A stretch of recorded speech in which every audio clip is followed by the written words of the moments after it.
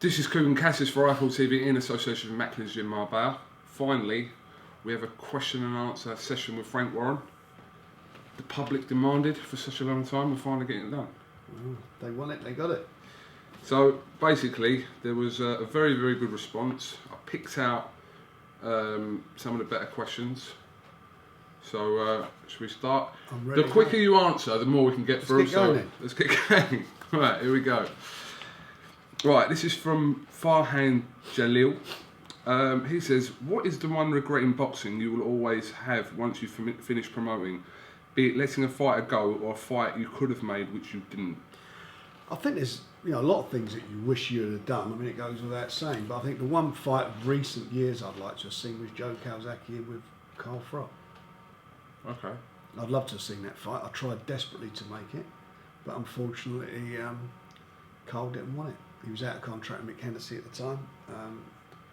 Met him twice at in the Polo Bar at the Westbury Hotel with him and his advisor. And Dean Powell and I met him, and he just didn't want the fight. Offered him great money for it as well.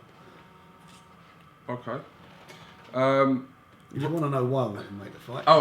There's another question on that, so we'll come back to that. Ross Whitefoot, question for Frank. Al Heyman and the PBC seem to be changing the landscape of boxing in the US.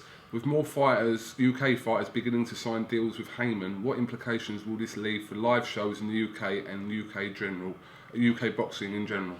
Well, there have been some fighters. I think they've left Matchroom and gone on to Heyman, about 3 or 4 recently. What does it mean for British boxing? The fights being shown live, they'll be shown live. I don't think it's going to stop the exposure of the fights being seen here. But if they're fighting in the States, obviously they'll come in the early hours of the morning, unless it's one of their afternoon shows. So that's, at the moment, that is, he signed a few of the guys. It's to see where they go. I genuinely believe, and I may be proven wrong on this, but I genuinely believe that, it's all very well fighters going to America, but it's like if an American fighter came here, I'd always want an English guy to beat him because an English fighter is more marketable to an English audience. And I think a British fighter going out to the States, it will suit them better if an American fighter wins because obviously that'll appeal to the American audience. So, as much as you may get really well paid, I think in some cases they may be up against it. But, it's all too early to say how that's going to go. But, most of those fights are going to be seen live on TV. Okay. Jamie Waite, in brackets Spurs fan. Can you ask Frank, if he had to choose between one, what would it be? Derek Chisora to become world champion or Arsenal winning the Premier League or the Champions League? Well, on Derek's last performance and Arsenal's last performance, I can't see either of them winning world titles or winning the Premiership. Derek was pretty poor last time out and I was very disappointed with his performance, and so was he, by the way. I would like to see Derek win a world title, but obviously, as a fan and a lifetime Arsenal supporter, I would want to see them win. So it's a bit of a toss-up, that one. I have to disappoint Derek. Okay. Derek won't like that. Oh, no, yeah. Mocha says, do you feel let down by other parties after supporting them through thick and thin, and then they dismiss you at the big hurdle? I am talking about the Maypac fight and also the Klitschko Fury fights being shown on other channels in the UK when you have constantly supported them by buying all their previous fights on your BoxNation channel. Well, we promoted Tyson Fury for quite a while, and actually it was through BoxNation, myself, involvement, and Bill Ives, who got involved in the negotiations with Peter Fury and Tyson, that got him into the position. They beat Derek Chisora and done a good job, but got him into a mandatory position for Klitschko, and it was very disappointing. And that's a matter of it's an ongoing matter, which will all, I think, become pretty public in the next few weeks.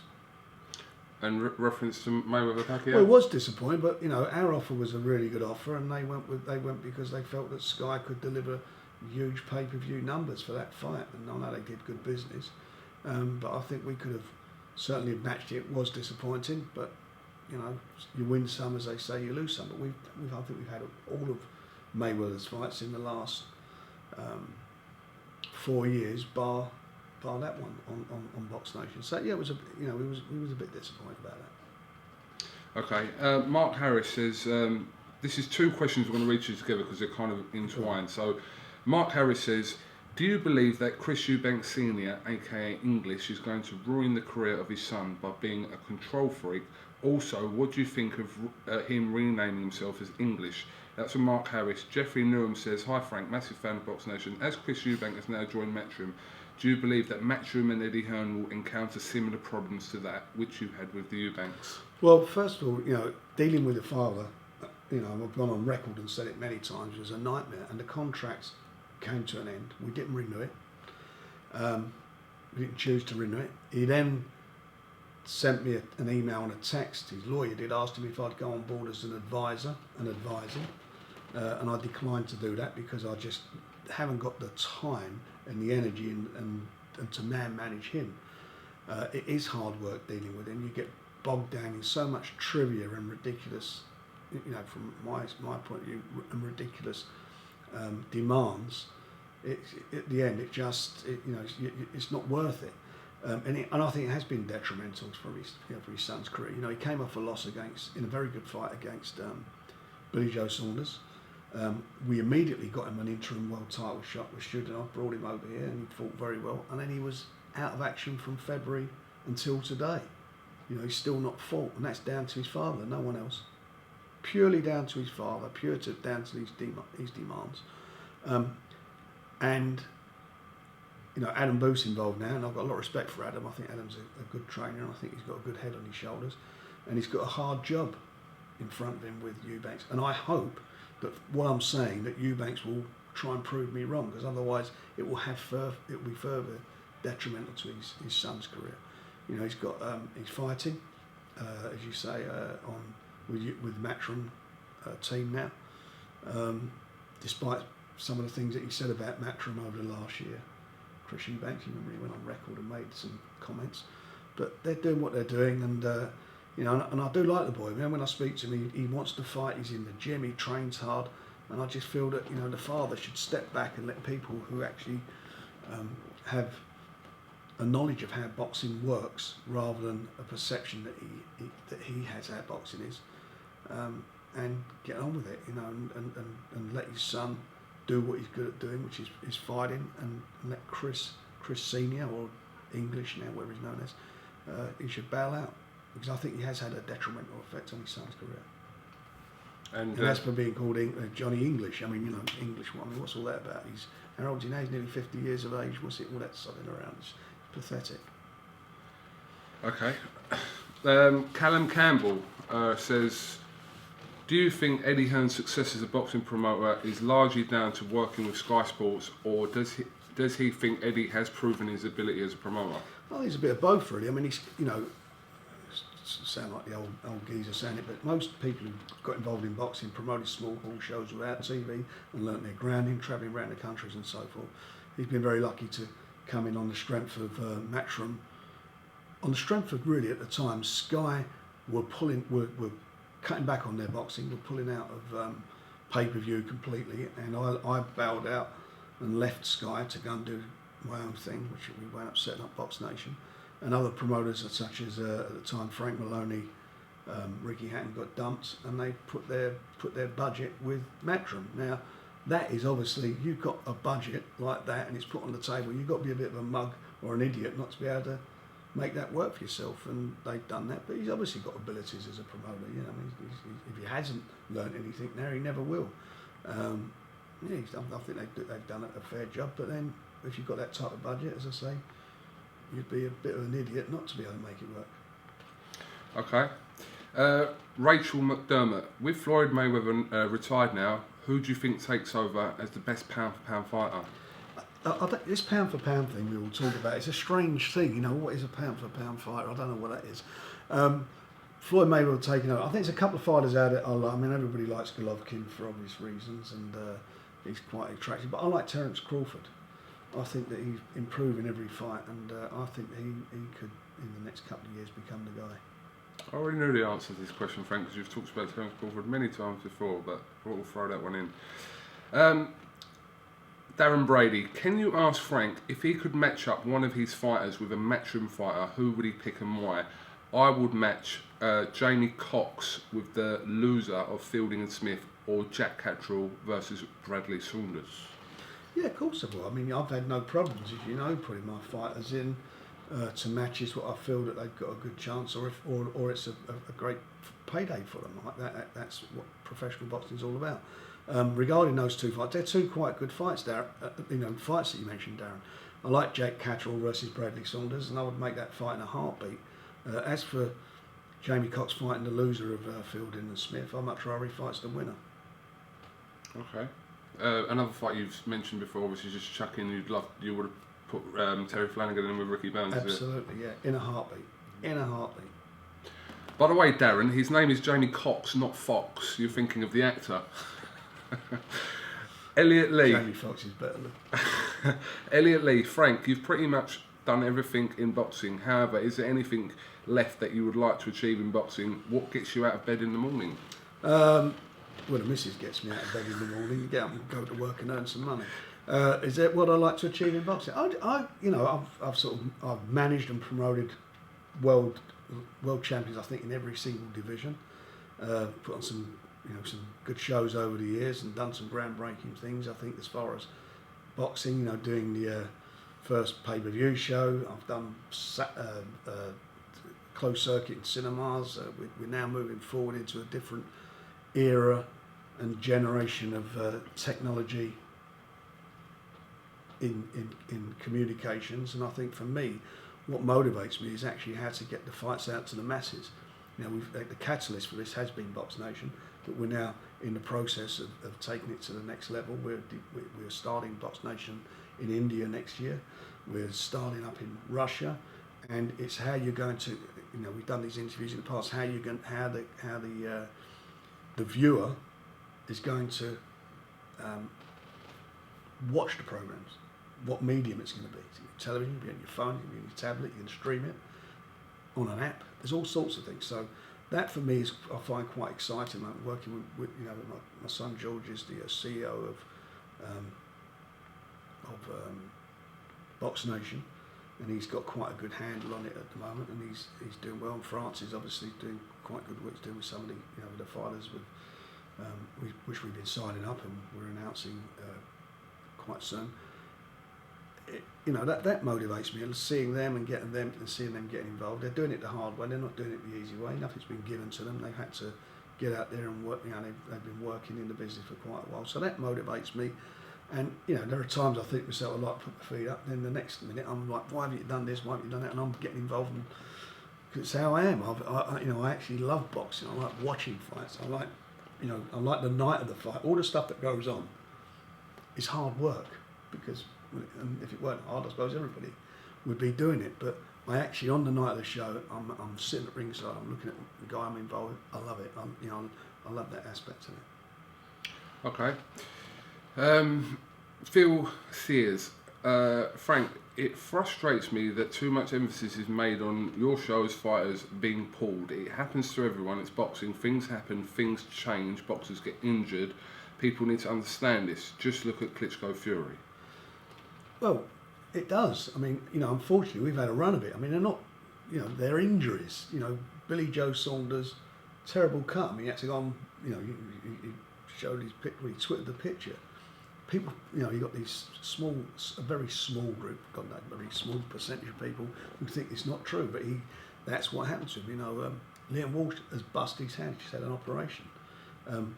Unfortunately, Lewis Petit broke his hand in that fight. He's just had an operation. He fought last Saturday. It happens to everybody. Yeah. Mitchell Smith, injured. There's nothing we can do about it. Croller's been injured this year. Anthony Josh has pulled out 1 or 2 fights.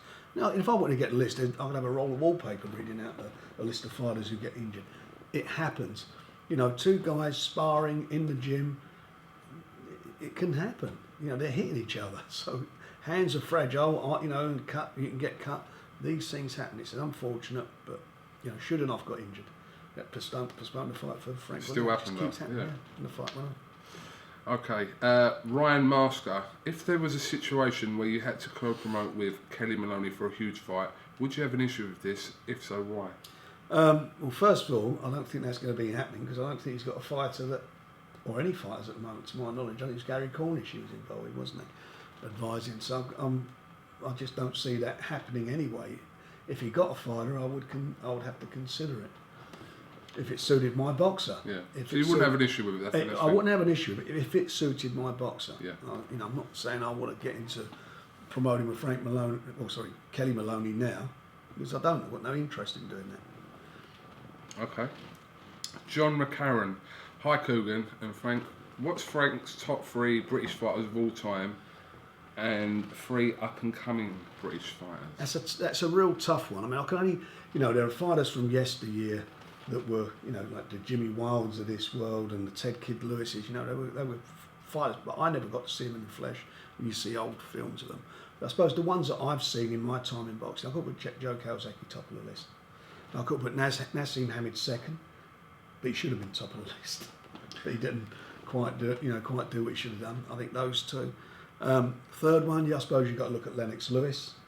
He was there for a long while. Whether he's a Brit or a Canadian, I don't know what he is. He fought for Canada, as we all know, in the Olympic Games. But if he was going to include him as Brit, he's got to be in that list. I would probably say those 3. I think it's a good top 3. Yeah. I hope so. Naz will be my number 1, Frank. Yeah. And the up and coming. Well, they're all going to be fighters that I'm involved with, and I think 2 of them, which I've been banging on about a while, is Mick Smith and Jack Catterall. I think they're 2 excellent young fighters, and there's a number of others that I could put into them, and I think just to grab just say 3 of them might offend some of the other fighters, so I'm going to leave that one blank. But they're the 2 that at the moment that I really think are going places. Okay. Colm O'Neill says, is there a fight or fighter that you just missed out on that? Sorry, I'll ask that again. Is there a fighter or fighter that you just missed out on that become a huge regret for you? Sorry. Well, there's been a few over the years, but I think the one that really I do regret is Anthony Joshua. I was a big supporter of his long before he got to the attention of the public and probably a lot of people in boxing. I think he's a tremendous prospect. He's done fabulously well in the amateurs. I think that World Championship in Azerbaijan, I thought he was outstanding. I thought he actually won the tournament and it was a bad decision. Olympic Games, it was a little bit the other way round. I thought he was, he'd done well winning the gold medal and he deserved to probably get there's a debate about whether it was the decision was should have gone to him or not. But the fact of the matter is, it swings and roundabouts, and he comes through with it. But I think he's an excellent young prospect, excellent talent. A lot of unanswered questions. Yeah, there's a lot. There is another question about Anthony Joshua, which will come on to that, and that might be answer what you're going to say. Mick Smith, who has been the easiest and most difficult rival promoters that you've had to deal with? That is actually a difficult question because it depends what fight you're negotiating. If your guy is the champion and he's having a voluntary defence, it's pretty easy to do a deal. If it's a mandatory defence, it might be a bit more difficult. If it's a unification, it can be a bit more difficult. It depends how much you want to do the fight, how much belief you've got in your fighter. But with the old style, the sort of guys that I've worked with over the years, the likes of Don King, Bob Arum, Golden Boy when Richard Schaefer was there, they was all pretty easy to deal with. I always found them pretty easy to deal with. And the good thing about boxing is that there are situations where fights are ordered by the various governing bodies, and that makes it easier to do the fight. Okay. Right, this is coming back to Reese, to the Anthony Joshua question, but Reese Winchester says, people are going over the top about Anthony Joshua. He's fought bums, chin not tested, didn't really win gold. Do you agree that he's overhyped? No, I don't think he's overhyped, and I think the opponents he's fought, you see a lot of heavyweights turn pro, and and a lot of fighters, the opposition to start with is pretty. It's not that they're knockovers and bums. It's that you're trying to get their confidence, and they're doing most of their work at that stage of their career in the gym, and getting them into the fight is getting them the experience of going into a professional ring to hopefully learn. There comes a stage in any boxer's career where suddenly he's got to step up, and I'm quite sure that's going to happen with him. Do I think he's overhyped? I think he's overhyped when Eddie Hearn or Barry Hearn. I mean, Barry Hearn said he's the best prospect he's ever seen. Now that's a bit of a heavyweight prospect he's ever seen. That is a bit of a statement. You know, when you look at Muhammad Ali, you look at Joe Frazier, you look at George Foreman, Tyson and Klitschko. You can go through a stack of fighters, you know, and you can look at like fighters like Derek Chisora, for example, when he turned pro. And I'm not saying he's in the, you know, when he turned pro, he's in the same group as those guys, but I think very quickly he fought for a title. I think it was about 10 fights, and I've seen guys in this day and age fight for titles quite quickly. You know, I think Anthony Joshua was capable of fighting for and winning the British title within 5 fights. I really do believe that. Is he overhyped? Well, there's some question marks over him at the moment. You know, what's he going to be like? You know, in a tough fight going into the later rounds, what's his chin going to be like? You know, against a real banger. What's his temperament going to be look like? You know, when he's in there with a guy who's giving him, you know, who knows the game, has given him, you know, maybe giving him, frustrating him, giving him a hard time. All those things there are all questions that are there to be answered. But I think that it'll come through them. I think it'll come through them. Okay. Rads Sukuk. Apologise if I got that wrong. Sukuk. She used to be on Crime Watch. Sukuk did, yes. Who is the pound for pound UK #1 fighter?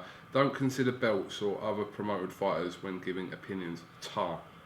God, that's a tough one at the moment, isn't it? Who do I think at the moment is the best fighter? It's got to be either Amir Khan or Kell Brook. One of those two. I think on the strength of the opposition they fought, I would say Amir Khan. Okay. Ricky Fate. Frank, if you were to enter the Big Brother house, can you list 3 people who you would not want to be in the house with you? In plain English. Okay. I can't really think about it. Who would I want to be in there with? I mean, I wouldn't want to be in there with Arsene Wenger at the moment. I think I'd be arguing all the time about asking him what's going on at Arsenal. Wenger, Eubank, one more. I don't say I dislike Eubank. Sorry, dislike either of them. It's just I would be arguing all the time, certainly with Arsene Wenger about the team. And he has, who else? So it's not necessarily someone you don't like, it's someone you just wouldn't want to be stuck in the house for 3 weeks with. Plenty of those, don't worry about that. Who would I want to be stuck in? You think, I don't know, I don't think about things. I'm just trying to think, who would I want to be stuck in a room with? That'll come to me in a minute. I'll have to come back to that one. We'll come back to that one. Yeah.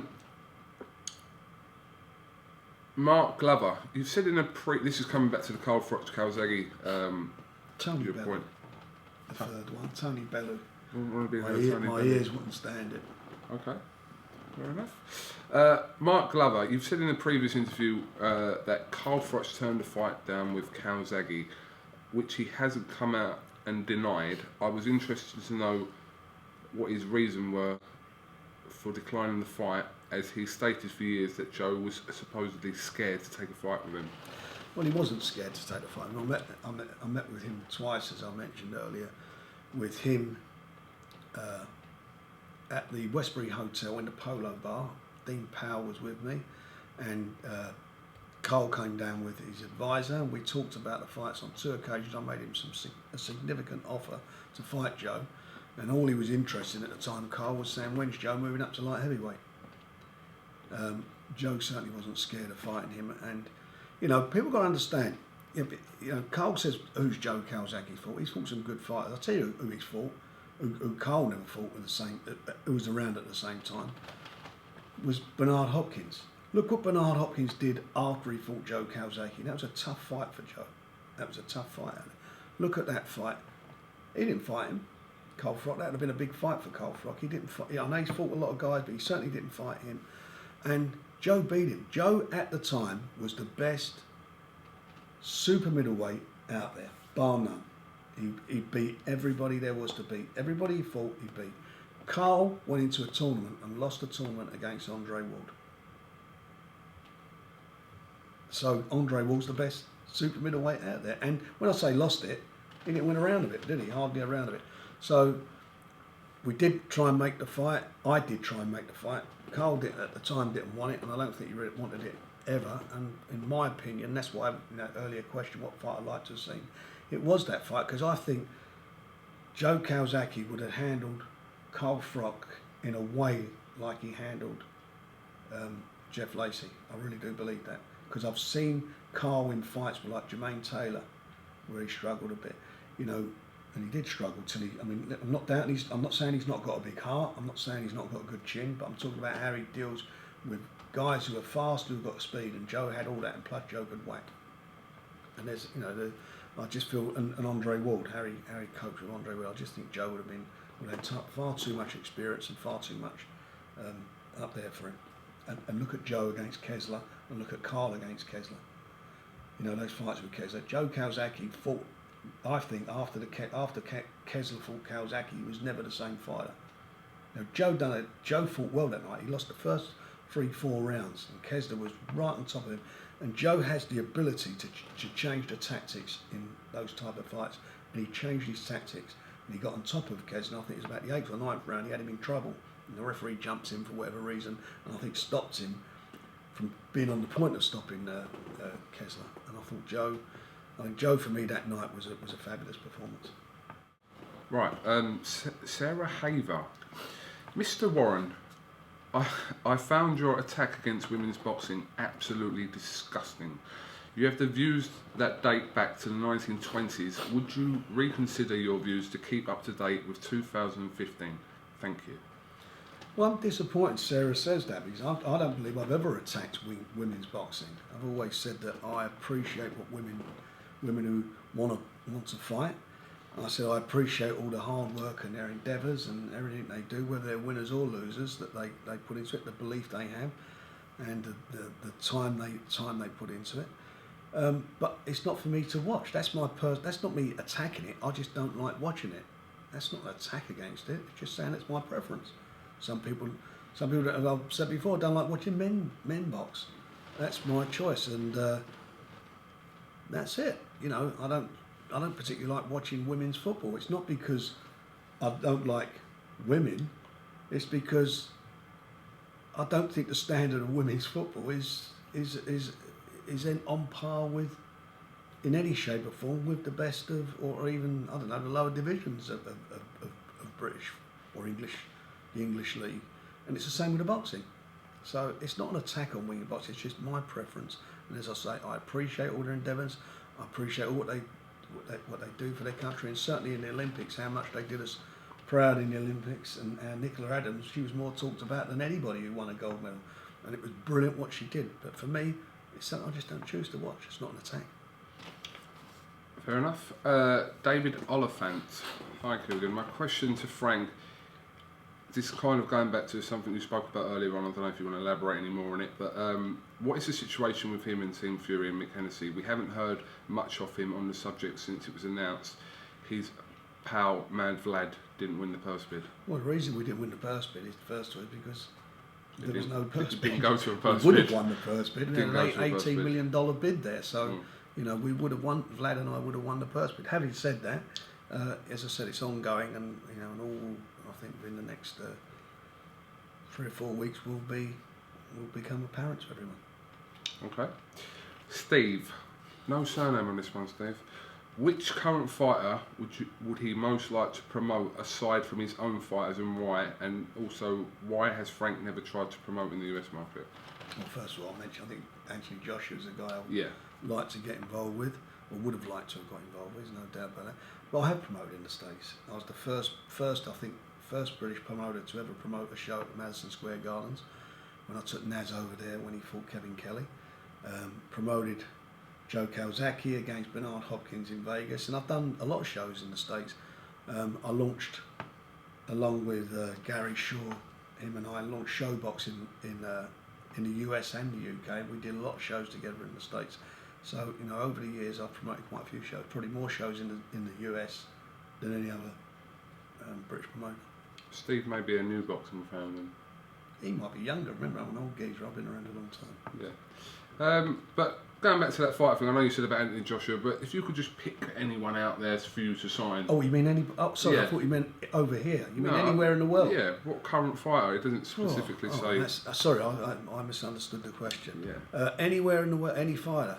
I like Crawford. I like Golovkin, I like Kovalov, I like, you know, they're sort of fighters you want to look at. Rigondeaux? Yeah, Rigondeaux, we were quite close to doing something, but their demands got so ridiculous. He's another fighter he's just sort of languished. He's sort of priced himself out of the market. It's a great shame. I know he's not a lot of people's cup of tea watching him and so forth, but I think in the right fights, he could have done the business, but he's going to go by the wayside. Their demands are ridiculous, and that's not just me, that's everybody saying. Shame if that happens. Mark McFarlane, there is an ongoing question that I have been asking BoxNation for 4 years. Why is BoxNation not properly set up in the Republic of Ireland with our main cable network UPC? BoxNation is set up in the Republic of Ireland when you subscribe to Sky Direct, but the majority of the country have UPC. Have BoxNation not realised how many subscribers they are missing out on in Ireland? Well, we're very conscious of that, Mark, and it's a great question. But unfortunately, UPC, we tried to set this up with UPC on many occasions, and they've let us down. I don't even know what the reasons are. They've said no, but they haven't been willing to release what we call an EPG slot. That's the slot that your channel goes out on. They've not been willing to do that. We're hoping that the Andy Lee and Saunders fight and Billy Joe Saunders fight will go out on there. We're currently in negotiations. But you know what, Mark? You should get a petition up and give it to them. They're the ones. UPC are the people who need to be pressured. You want to see BoxNation in Ireland, and you're having a problem, and it's down to UPC. Then get onto them and ask them. Okay. Well, hopefully that's resolved by. Well, I want it to be resolved. We know that Ireland's a massive market for us, and obviously, if people can subscribe in Ireland, it generates income, which means that we can go out and buy more fights. You're promoting the show on the 7th of November, with the MGM. In Dublin. I've messed up all my the order here. Get all organised. Here we go. Daniel Fraser, do you regret the way your promotional partnership ended with Prince Nassim Hamid? And do you think his career would have been longer and he would achieve more if it had continued? Be perfectly blunt, yes. On all those, the answer is yes and all that. I walked away from Naz after the McCulloch fight. I mean, we were in Atlantic City. He was fighting Wayne McCulloch, and there were a lot of problems going on behind the scenes. He was quite abusive to a couple of press. He had Adam Smith crying at the press conference. I had to lend him a hanky. He also was rude to a couple of other journalists there, and I was trying to sort this all out. And whilst I was doing that, his brother was in New York meeting with another promoter. I found out about it and told them that I was out. I said, that was it. I'm out of this fight. His dad's Sal, who's a lovely bloke. He's a late father. He asked me to stay. Brendan asked me to stay, and I said, look, after this fight, I'm gone. And I was gone after the fight. Do I think he would have done better? Yes, I do, because I think that the people he had round him at the time, I don't think, well, they weren't. When I say boxing people, they didn't have great boxing knowledge, and I think he would have been more active. He needed to be active. He was getting out of shape. He wasn't training there. He should have done. He shouldn't have fought Barrera. He wasn't 100% when he fought Barrera. They should not let him fight. He was talked into fighting that fight, and he shouldn't have been in there. And him and I. We keep in contact. He came to football when he was at the football with me the other day, and to his credit, he actually I think he'd done a couple of interviews on Sky. There was a little documentary, what it was, and he actually said in that he should never have split, and regretted that. And I did too. It was a shame because for me, he should have been the best out of all of them. Okay, Noel OConnor. You have a strong but relatively small stable of fighters, so you can't do enough shows to fill the whole boxing season. There are small hall shows around in the UK and Ireland every weekend. Why can't you arrange some agreement with some of these promoters to broadcast their cards on BoxNation? It would give us true boxing fans some real content instead of having to stomach the garbage on Sky. You could get your own young prospects on the shows to give them experience, and the small shows get good exposure. Everyone's a winner. It's that's a really relevant question, and to be honest, we do the best we can internally here what we're promoting. I mean, we've got a show tomorrow in Wolverhampton, which is a relatively small show. We're doing a show in Dublin, I think, on the 7th. We've got York Hall shows, and we promote shows at York Hall. There are live events on, I think, nearly every week we're putting live events on. We're buying shows from around the world. But we can't buy everything because we've got a limited budget, so we have to be selective in what we're doing. There are, as you say, other small shows in the UK, and perhaps in time we will get involved in them. But at the moment, our priority is to try and find out what the best shows are within our budget to buy for that particular weekend, and that's really where we're at. But that's I respect your question, and we will try harder. Jason White, if you were a boxer, what would be your ring entrance music and why? Always walk on the bright side of life. I'll get down, we get up again. That's the boss. The boss? That's it, yeah, the boss. Yeah. You've got a few in mind. Would I be there? the boss? Yeah, I've got 3. I'd have 3. I would hope to have more than one fight. So if I had 3 fights, I've got 3 different songs there. Oh, okay. Yeah. I don't know. Danny Jones says, honestly, how much does it bother you when you put a lot of time and money and effort into a fighter, and when they're more well known out of contract, they jump ship and sign with, i.e. Matchroom, and then see them achieve great things later on in their career, i.e. Kell Brook? Right. Well, first of all, I answer the Kell Brook question. My contract expired with Kell Brook, and we were negotiating. I was negotiating with his father, and I told his father I didn't want to deal with the father. At that time, I think we got him into the #1 spot. He was ranked #1 in the WBO, and he was the challenger to Manny Pacquiao back then. So we done a good job with him. I just didn't want to deal with his father. I found it just hard work. Again, sometimes parents are they get clouded over issues of what the boxer should be doing and what he shouldn't be doing. I mean, his dad was telling me he should be fighting Mayweather and he'd fight him, Pacquiao, and he'd fight him for £1. And you're dealing with that mentality. It was hard work. Kell's gone on and done what he's done, and good luck to him. There are fighters that contracts, like Frankie Gavin, I chose not to renew Frankie Gavin's contract. Bradley Saunders, I didn't want to pay him the money that he was looking for. I don't know what they've done since. Nathan Cleverly, we got a dispute. We got a little bit of a thing going there, a dispute. I don't think he done himself any favours whatsoever in what he done. Paul Smith, he breached a contract. That's a matter of we're just being caught a few weeks ago for this breach of contracts, and over what would be the forum to have the hearing. He's just had roughly £50,000 worth of cost to be rewarded to me from him. Do I want to be in that position with him? I don't want to be doing all that. They want to listen and think the grass is greener. Is it? What did Paul Smith do? He went on the other. He had 2 or 3 shots at the world title. 2 shots at the world title. The proof's in the pudding. Didn't go anywhere. It can be frustrating. It can be annoying. And don't think that every fighter that we suddenly are not working with it's just because they've waltzed. There are times when we say, it don't suit us. We are also selective, and that has happened. And it swings and roundabouts in this business. I can remember, over the years, fighters have come with me. I mean, when Barry Hearn was promoting and I was out of action for a little while, he got together a group of fighters. I mean, all of them en masse came with me back then. So it swings and roundabouts. I've been around long enough to see that there's a revolving door. You just put a revolving door in your office. A lot of them go, a lot of them come back. The ones you want back. Okay. Robert Moore. Hi Kugan, I hope you and James and Frank are in good health. So I want to ask why Frank has never met with Eddie Hearn to discuss making fights, etc. Why has the career of Liam Walsh been so stop-start? It's clear he's a huge talent, and his young bro Ryan.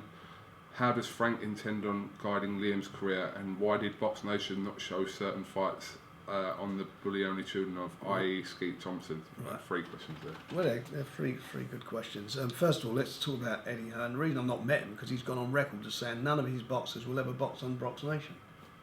Is that true? he said in an ideal world, his fighters fight on Sky, your fighters fight on BoxNation. Well, let's forget the ideal world. Well, I think that's what I remember him saying. He didn't say ideal word. He said none of my boxers will box, and he came up with various reasons why. So what's the point of meeting with him? My boxers, by the way, if it's suited, they have boxed on Sky. So you and I have talked about in the past. Liam Walsh is, I think, he's one of the best young talents out there, one of the best talents out there, and he's had a succession of injuries. He had the car crash before he was going to fight Ricky Burns, which kept him out of the ring for a while. He's had hand problems, had an hand operation, and he's banged up his hand again. He's supposed to have had a final eliminator for a world title fight on the 10th of October, so he's going to be out now probably till next year. So it's a great shame, but I agree with what you say, Robert. He's an exceptionally talented young man, and hopefully he can get over these injury problems and get his career on track. The reason certain fights weren't shown on BoxNation is because, unfortunately, the show went on till 2 o'clock in the morning, and we had to shut down the broadcast because of the venue and because of timings, the timings. No, there was a couple of fights on there we never thought we were going to go the distance, like Derek Chisora's, so it led to a later evening, and we got bogged down with the unfortunate problem with guy dislocated his hip. Mark Thompson. Yeah. So it was just a shame. So apologies to everybody, but hopefully that won't happen in the future. Okay, Eamon Hagan, what has been your proudest moment in terms of a fight you have promoted since BoxNation started? Hay versus Chisora? ? Yeah, I think that was a great occasion, wasn't it? It was a fabulous occasion. I think the first fight that my boys did it, but I was sort of... Walsh Appleby. Yeah, I mean, what a fight that was. You're going to launch something, you're talking about British boxing, you're in, York Hall, electric atmosphere, 4 years ago this week. It was 4 years ago this week. I mean, that was a fabulous night, and that was great. There's been a lot of, I think we've had a lot of good fights on there, but they're probably, the opening fight for me was a big one. That was a big fight. I think we've had some great nights over the last 4 years there.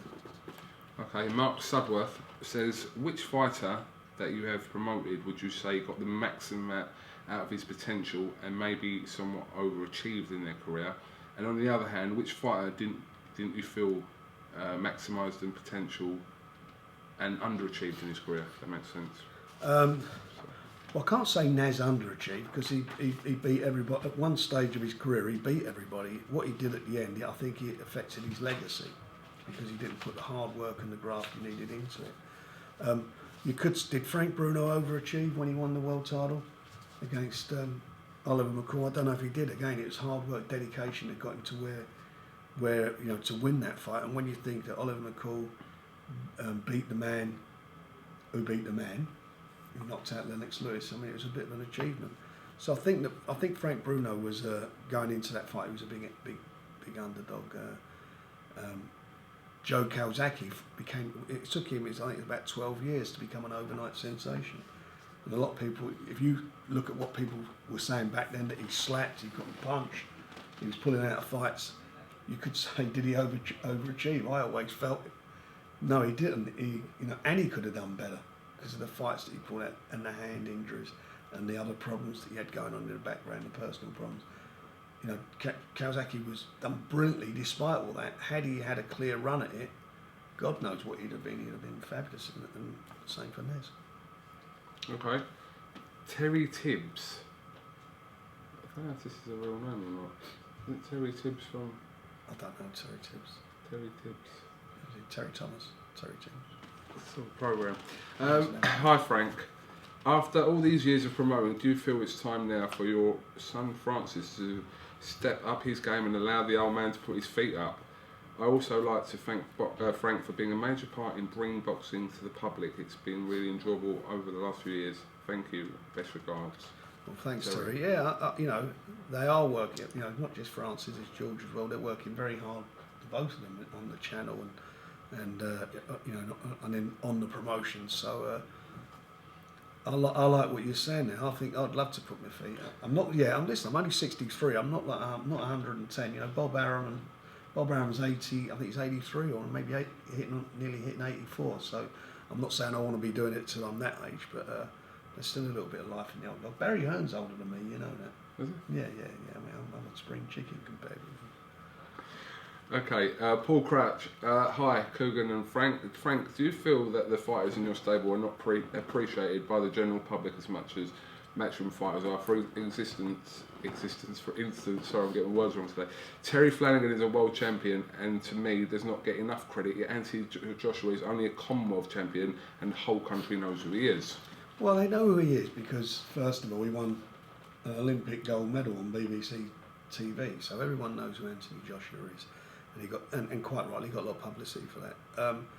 You know, Terry was being promoted by Steve Wood for a long time, and then Steve and I did a deal, and he's been with me for the last 3 fights, I think, and I think his profile's risen since then. When you say that, you know, the general public, a lot of newspapers nowadays, and it's certainly the case with sports editors, they've got like just a very small group of names that they feel hit the boxes that the public want to read back, which is a bit unfair. I mean, there's, you know, I think Lee Selby fought, didn't he, for a world title a couple of weeks ago? He didn't get a line. Why? You know, it was shown on TV here, but it just didn't get a line. It just happens. It's whether they get a liking for him or not. There are a lot of fighters over the years. You know, for me, Frank Bruno, he fought for a world title against Mike Tyson, got beat the same night. In the other guy's backyard, Dennis Andrews went out to, I'm talking about a long time ago, went out to Australia and beat Jeff Harding in a cracking fight, came back with a belt, and where Frank was coming back on first class on the plane, got off the plane and there was all the photographers there. Derek got off and got the tube home. You know, it just happens. Some boxers capture the public's imagination. As I said, it took Joe Kawasaki a long time before he became flavour of the month. A long time. Nassim Hamid, he grabbed them from the age of 18.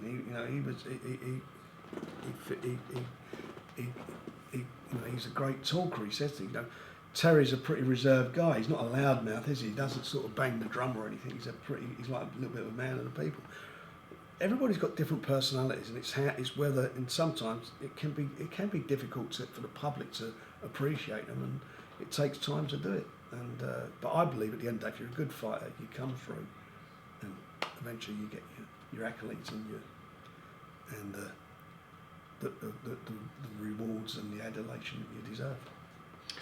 Okay, Liam Connolly. Hi Frank, do you think Sky Sports would work with more than one promoter and not just have an exclusive deal with Matchroom, as I believe this would see more fights across different British promoter stables made? Well, I'm going to tell you what I've been told from a meeting that took place is that Eddie Hearn, or Matchroom I should say, Matchroom do have an exclusive deal with Sky, that they're exclusive to Sky, but I'm told that Sky do not have an exclusive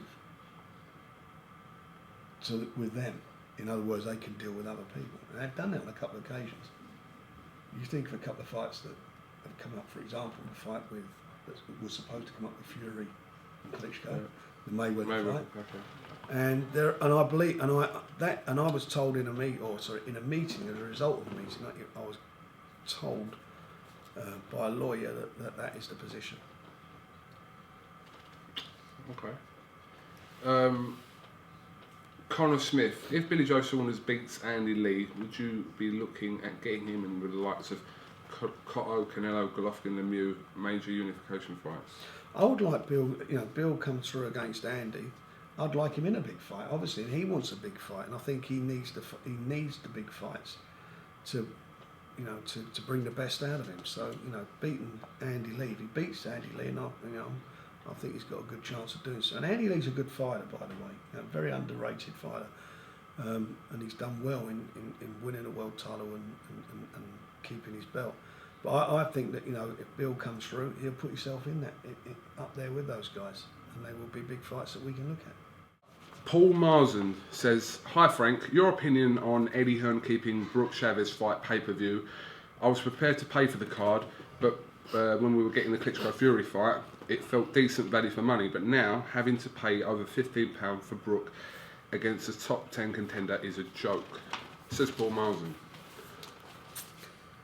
2nd of October, Victor Ramirez against Orville Mackenzie for the title. 3rd of October, Tommy Langford against Christian Fabian and Paul Butler on the same card. Then we go on to see Lucas Matisse against Victor Postol for the vacant lightweight title. 10th of October, Flanagan against Magdaleno, plus Liam Smith against John Thompson. 14th of October, we've got the World Amateur Boxing Championship Finals Day 1. 15th, we've got Finals Day 2. 17th of October, we've got Golovkin versus Lemieux, Roman Gonzalez versus Brian Viloria, Edmund O'Kane v Suriano Johnson, all title fights. 24th of October, we've got Terence Crawford versus Dieri Gian for the WBO light welterweight title. 30th of October, well, Mitchell Smith's out, but we've got a show on, and it may be Jamie Cox in a title fight there, and we've got another 2 title fights on that card. 12 quid, the lot. That's just now, if I've got 15 quid or 12 quid, where am I going to spend it? No brainer. Good by above. And then you want to go into October, in the November, you've got Conlon fight at Dublin, we've got Tim Bradley versus Brendan Rios, you've got Miguel Cotto versus Canelo Alvarez, and so on.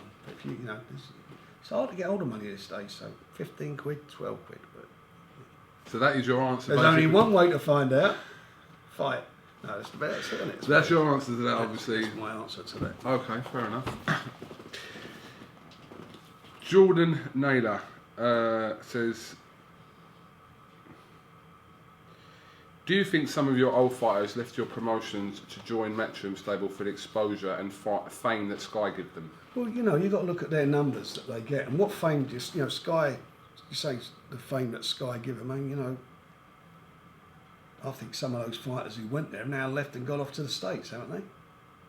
We talked about it earlier, and I hear there's a couple more that are thinking of jumping ship.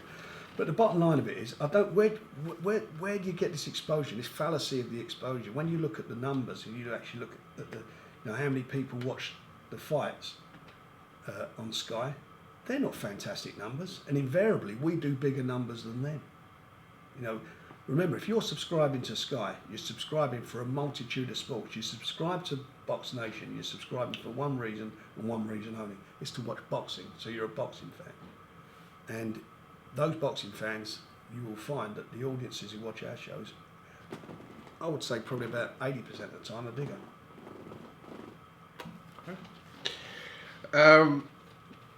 Joe Stevenson says, have you ever put in a fighter in with a much better fighter and regretted it afterwards? I thought that Bullioni Chudinov would be too big of a step, but Frank's performance was impressive. Well, it was, and it was a gamble, and I said that from the beginning. I think the thing is with Frank, in my opinion, Frank has a fight with everybody.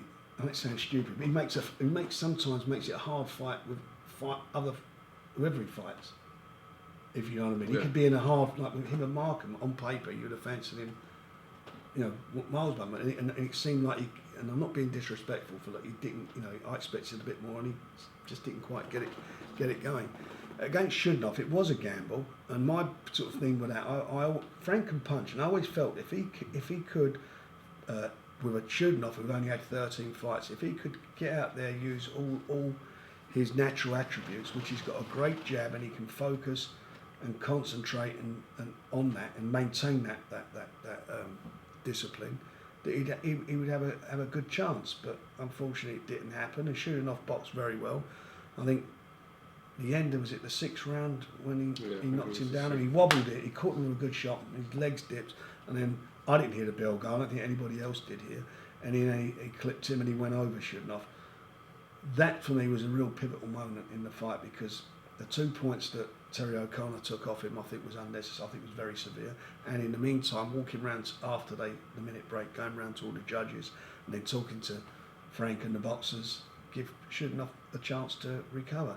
And I'm not saying if it's a foul, then you're entitled to a chance to recover, and I agree and I accept that. But nobody heard that bell. You listen to the TV. I've watched it back on TV. Not even the TV people heard the bell. Nobody said stop. You know, it wasn't stop boxing. it was one of those things, and I think that was a pivotal note. And I'm not saying he would have won the fight, but any chance he had of winning the fight, sort of evaporated then. Sorry, that was Joe Stevens' question. Right, Stephen Wright, can you ask Frank if signing Prince Patel was morally right?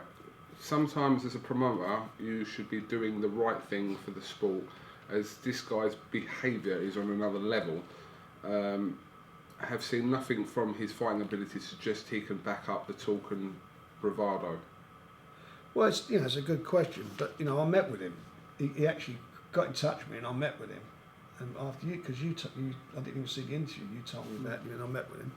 And I felt, sometimes boxers need to be protected from themselves. They say stupid things, and when I say this at you, should you have stopped him? So hang on a minute, you know what you're saying here, you're going to get a lot, you're being stupid. Should he be not being encouraged? Now I know you're in the business of getting it out there and letting people see it, so it's a bit of a two-way thing as far as that's concerned. What he said was terrible, stupid, and he actually acknowledged all that when he met with me, and I thought, I'll give him, from my point of view, let's give him a shot, let's see what we can do. He's got a long way to go. He's obviously coming off the back foot as far as PR is concerned. The only way now he can show people that is to behave properly, give him his chance, and more importantly to back it up in the ring. And he's got a way to go before that happens. The ring side of it, I should say. I would just say that I did give Prince Patel the option of not having that interview on. No, but he wanted it on in the Well, end. I didn't know that. You just told me that, and then he's been badly advised. Who's ever told him to let that go out? It's stupid. Why would you do that? But that's why sometimes people need to think before they use that, before you use your tongue. But on the flip side, his profile has risen. Well, that's the other side of it. Yeah, that's the other side. So right or wrong. But now the most important thing now, he's got to back it up in the ring. So let's see what he can do. Absolutely. Right, Amjad Sadiq says, who's better from Brook or Khan, and who'd win and why? I called out, when Kel was with me, I called out Amir. Just wanted to go to that fight, and everyone was quite shocked, including Kel at the time. Up until his last fight, I really did fancy Amir. And I thought his last fight, I was quite shocked at his performance. Kel did well in winning the title in the States, but his last two fights, the last two opponents have been pretty average, nothing special. It's like you could look at those fights and out of those fights think, wow, this is, he's going to be up against it. I just think that Amir's fought a better quality opponent. There is some vulnerabilities there with Amir. I'll go back to when Kel was with me before I bowed out of that situation. And one of the reasons I did bow out is because I watched the fight he had with Michael Jennings. If you go back and watch that fight, and I know he's come on since then, but a lot of people fancied him big time in that fight, Michael Jennings, and there was nothing in it. Michael was giving him as good as he got until he got cut eye, I think, and he got stopped with a cut eye. So, it's one of those fights. As I say, I would have to lean towards, I'd just lean towards Amir at the moment. Okay. But it's a fight that should be got on. It's a good fight. But I think Amir's going to wind up fighting Manny Pacquiao next year. That's what's going to happen. Be a good fight. Paul Hardy, as 99.9% of all fighters suffer losses in their career, why do you believe the public reacts so negatively to a loss? For me, it's a shame. Overwhelming support often turns into derision. Frank's educated me today. When these guys put their heart and soul into their profession. Well, first of all, is that how can I put that? You missed that question, by the way. I think that. Oh, sorry. I think the 99%. You're quite right. Fighters lose, but it's how you lose. I mean, you can lose. You can be unlucky. It can be a close fight. You can get wiped out in one round. Amir Khan got wiped out in one round against Bradis Prescott. Within 2 fights, I've got him into a fight with Kotelnik, and they didn't want it. I mean, that was hard work getting them to take that fight. But he did it because I felt he could win. a loss is not the end of the world for a boxer. It's not the end of the world. As I say, it's how you lose. And we've seen lots of fighters. Listen, if you look at Johnny Nelson's career. I mean, Johnny Nelson had God knows how many losses on his record. He was like a journeyman. I can remember Nassim Hamid when next time we were in the same stable, when Naz asked me to sign him, I said, if he's fighting in my garden, I'll close the curtain. Because he's been in some real boring fights, but he came with me, and I think he wound up being world champion for about 8 or 9 years. So it's not necessarily, it's what you learn on the way. And there have been fighters, I mean, who was it? Pacquiao. You look at Manny Pacquiao. He lost about 3 or 4 fights, didn't he, early in his career? It's what, things can happen. And it's people who carry on. Would Frank Bruno, after he lost his first shot and second shot and third shot at the world title, should he have packed it in? Well, the answer is no, because at the end of the day, he won a world title. So a loss is not the end of the world. Okay, so we'll come back to a question that I missed here. Ashley Neeson says, how confident was you going into the Nathan Cleverly-Sergey Kovalev fight? And looking back now, do you regret matching him with Kovalev at the time? What I say was confident. Let's put it into perspective. By that time, Nathan Cleverly had been a world champion. He had 5 defences of his title. And he met with me and he suggested that he fight him. He said, I've seen him, I fancy the fight. We met with him, Dean Power again, and I met with him. And we went through this with him. And I hadn't seen him, so I had a look at his fights. I thought, this is a tough fighter. Nobody's actually gone out there and boxed him yet. Nathan's a world champion. And more importantly, Nathan, I want more money, which every fighter wants more money. I want more exposure. Well, you want money and exposure, this is how you're going to get it. Here's a guy at the moment, I think was he on NBC or CBS? Whoever he was fighting on, one of the American channels. And he then went across to I think it was HBO. The deal was that Nathan would get great exposure, he got very well paid, and more importantly, if he had won the fight, he was set up big time to go. We had an American TV deal. So it was a roll of the dice. On the night, he was very, very, very disappointed. I mean, it's like he didn't want to be there, and and that's what happened. I mean, he was not in it.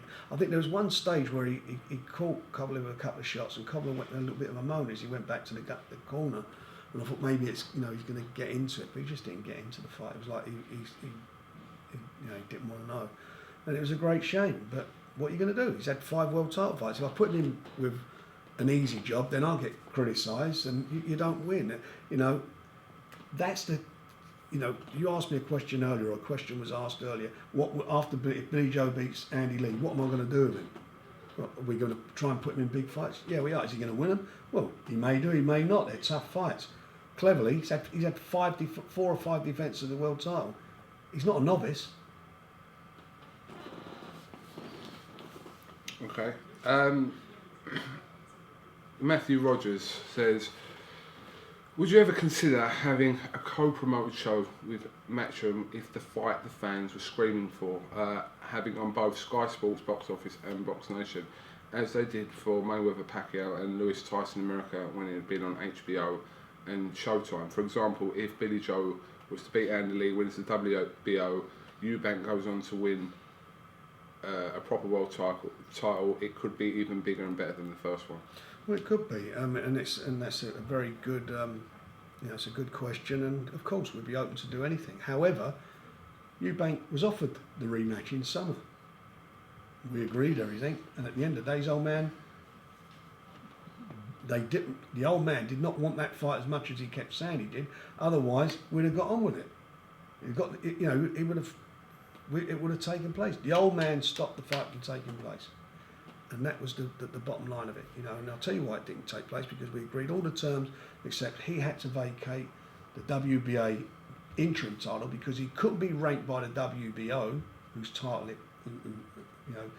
and the idea was the winner of that fight would fight Andy Lee, would be the mandatory for Andy Lee with the WBO.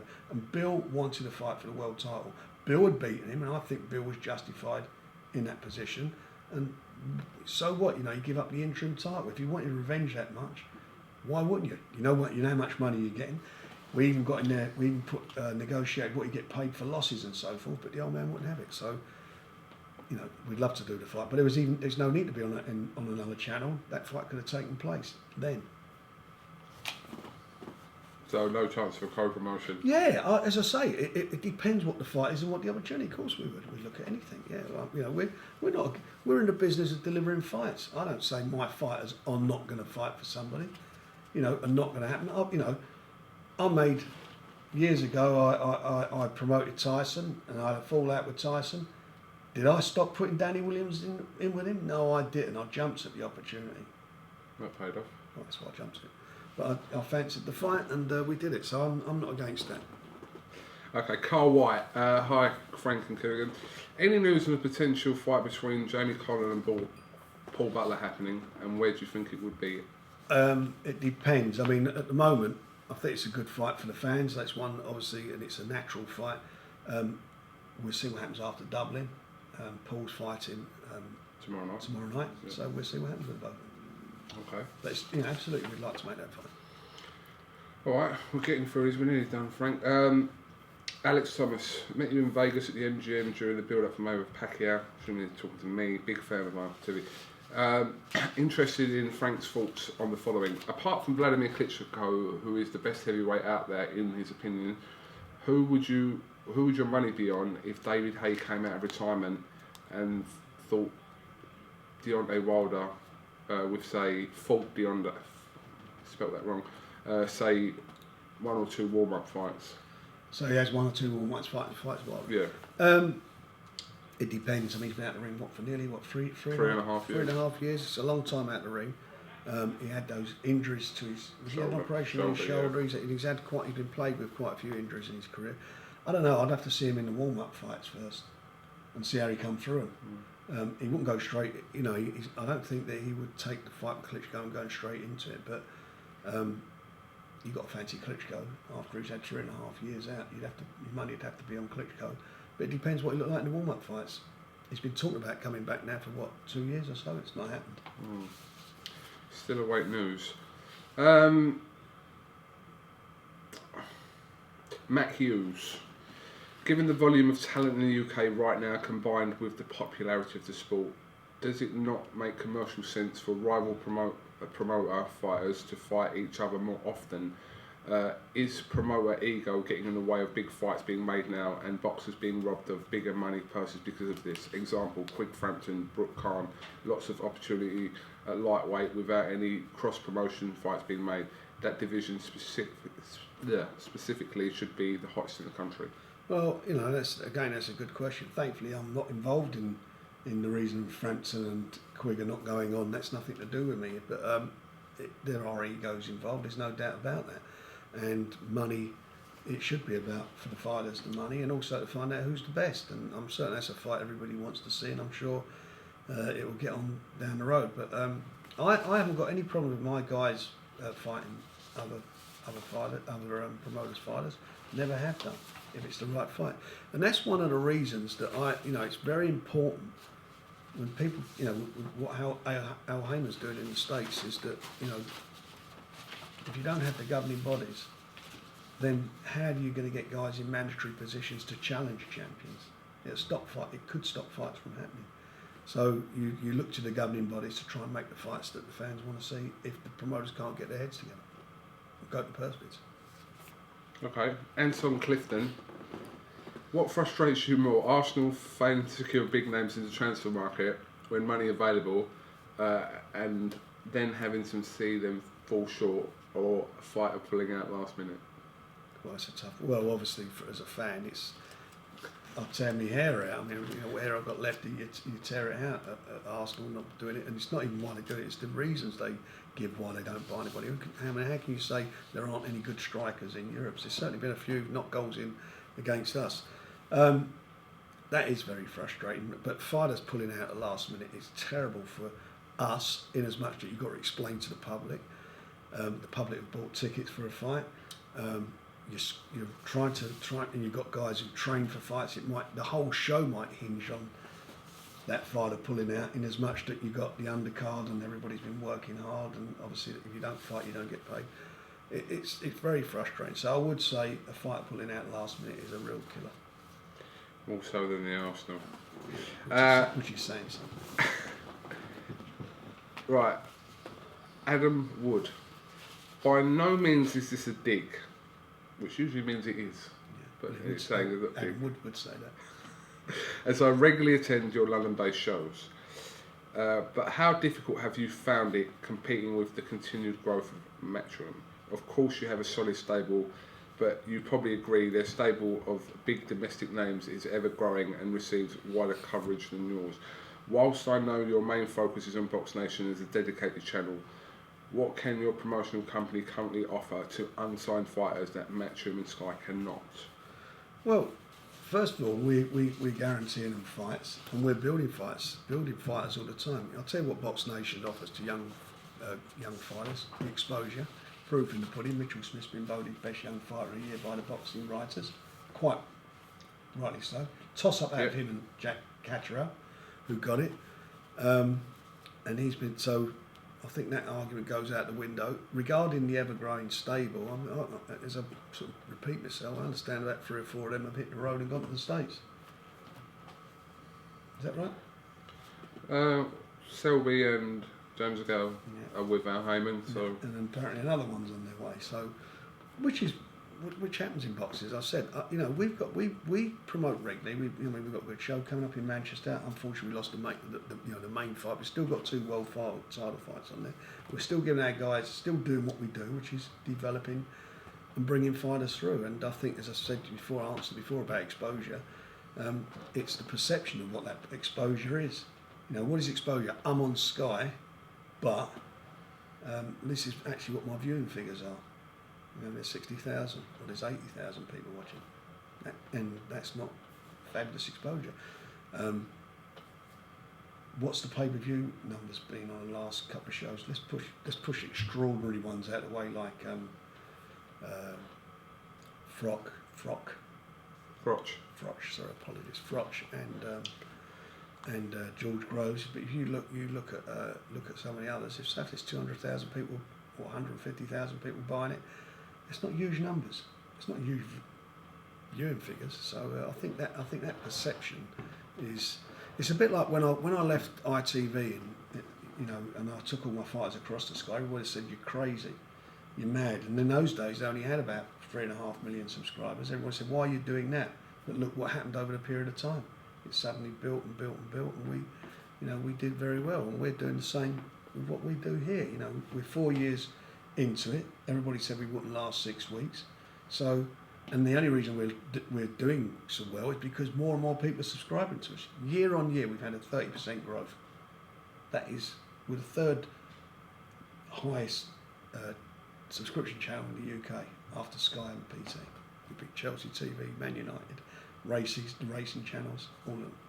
So I think for me, that's what our objective and what we've set out to do is we're getting there, and obviously that will reflect in the fighters also doing so well. Okay, we are very nearly done. Steve Walsh, Frank, BoxNation subscriber since day one.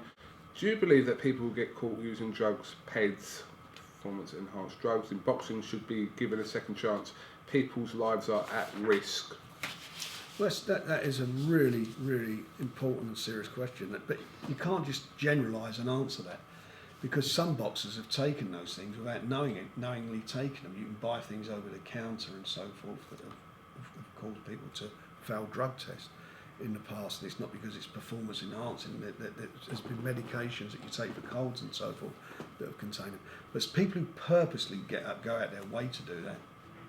Of course, boxing's different than any other sport. If you're running against somebody or you're in a high jump and you can jump high because you're taking them, that's all well and good. You're probably doing more damage long term to yourself in taking them. But in boxing, you're hitting someone, and that is, I think, is a real unfair situation, and I do think they should be dealt with severely.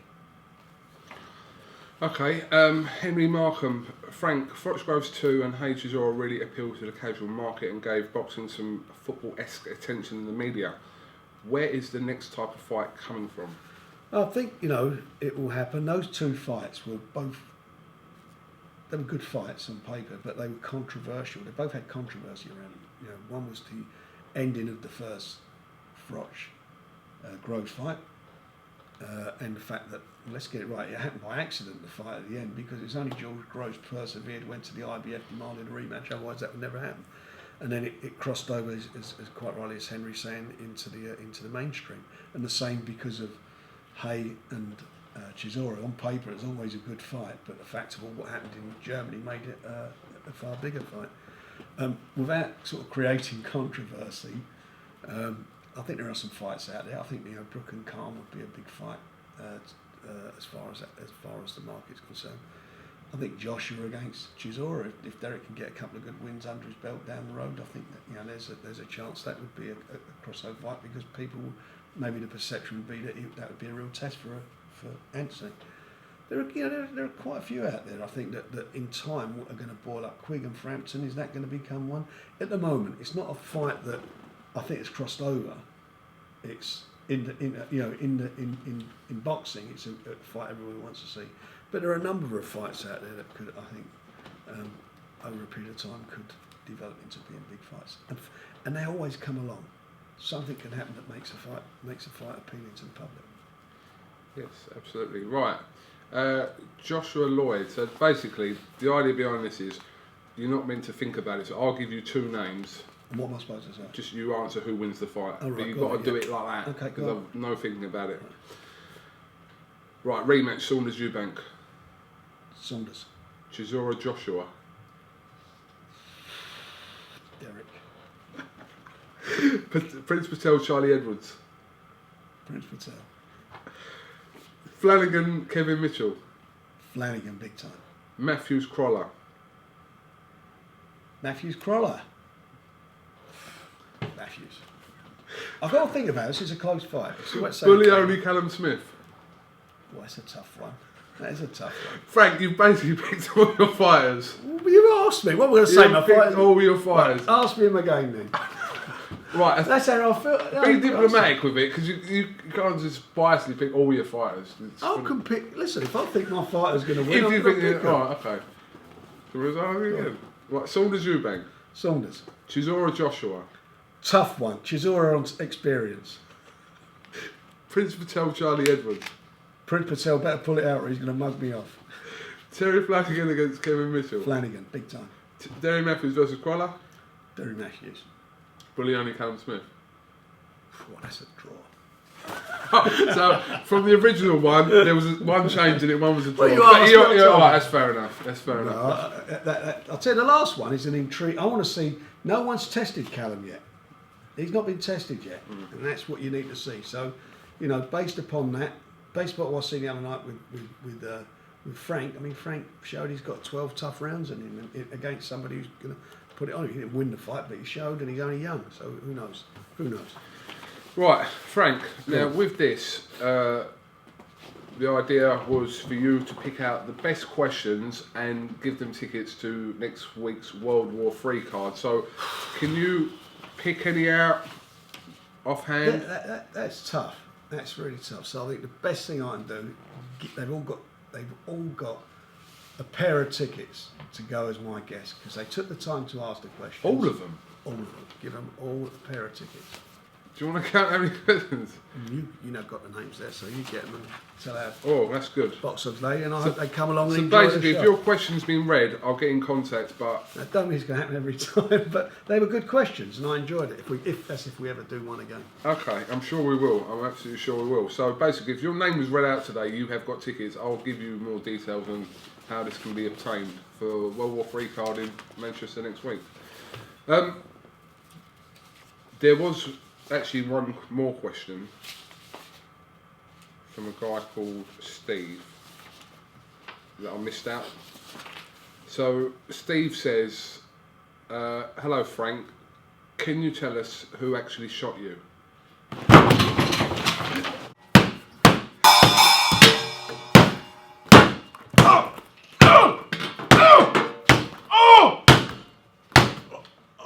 Oh, that hurt, did.